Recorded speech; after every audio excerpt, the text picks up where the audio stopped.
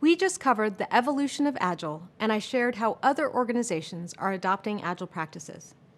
We also discussed the best mindset for delivering value to users as quickly as possible. Agile project management opportunities are everywhere, whether you're looking for a new role in Agile or want to incorporate Agile into your current lifestyle or workplace. I have a few tips to help get you there. Let's start by discussing how to land an Agile project management position. These types of jobs might show up on job boards as Agile Project Manager, Scrum Master, IT Agile Project Manager, or a DevOps Project Manager. After taking this course, you'll be a great fit for any one of these. Look for a role that suits your experience level, complements your industry domain expertise, and offers growth opportunities. Also, look for a role that provides a culture that'd be a good fit for you. And I can't emphasize enough how important it is to find an employer who supports your goals and personal growth. I'm a hiring manager at Google. I've interviewed and hired many project managers here, both Agile and non-Agile. And I'd like to share how I approach interviewing and searching for an excellent Agile project manager for my team. Even if a candidate doesn't have Agile on their resume, one of the first things I ask them is, what's the difference between Agile and waterfall project management? Their answer usually tells me instantly if they know what Agile is about, and it's a great launching off point for more follow-up questions. In the candidate's answer to that question, I look for a few specific things. I want to know whether the candidate knows that Agile is more than just Scrum, sprints, and stand-ups. Do they know it's also about founding values that include customer collaboration, value delivery, self-organizing teams? I'm also interested to know whether they make waterfall out to be the worst solution. Or do they know that all projects benefit from certain types of approaches, including waterfall, like clear requirements, risk management, stakeholder awareness, and more? I also ask, how do you know when to use an Agile approach or frameworks on your project? Their answer helps me know if they understand how Agile or Scrum can help a project manager with specific challenges and what those challenges are.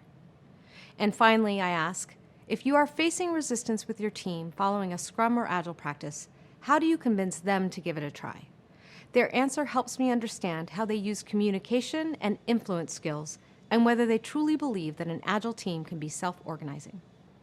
At Google, our teams sometimes resist being told what to do, especially because this can diminish innovation and creativity.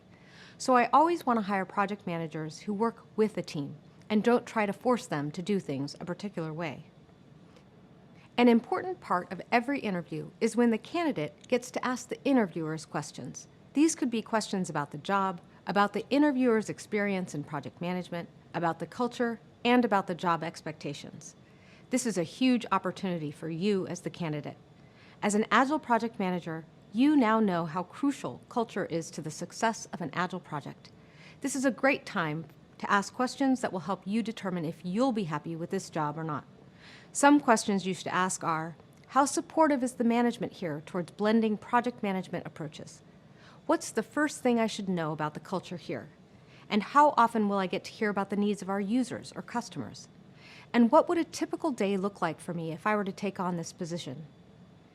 Maybe you're not interviewing for a new role, but you want to bring what you learned in this Agile course back to your team. How would you go about that? As we discussed, bringing Agile or Scrum to a new team is often challenging if their culture doesn't support it. Here are 4 things that helped me bring Agile to my teams. First, start small. You may be excited by everything you've learned here, but your team might like things how they are. So introduce Agile practices in bite-sized pieces. Maybe start by using a Kanban board just to keep track of one work stream, or set up a retrospective after a major milestone. Second, listen to feedback. The most powerful tool a project manager has is the ability to listen to their team and meet them where they are. When you introduce changes, ask the team how it's going, get their ideas on how to make it better, and include them in your approach. This will amplify your small changes into big results for the team. Third, be strategic. Target your improvements to challenges your team has today. Introduce new ways of working that address head-on the biggest issues your team's experiencing. For example, maybe your team has trouble estimating effort predictably and always ends up in crunch mode. Maybe relative estimation techniques would help with that. Or maybe you have too many people chiming in on what the product should be. introducing a single person who acts as the product owner to help ensure consistency in prioritizing features. Lastly, find allies. You may have setbacks or need to lean on supporters to bring these ideas back to your team.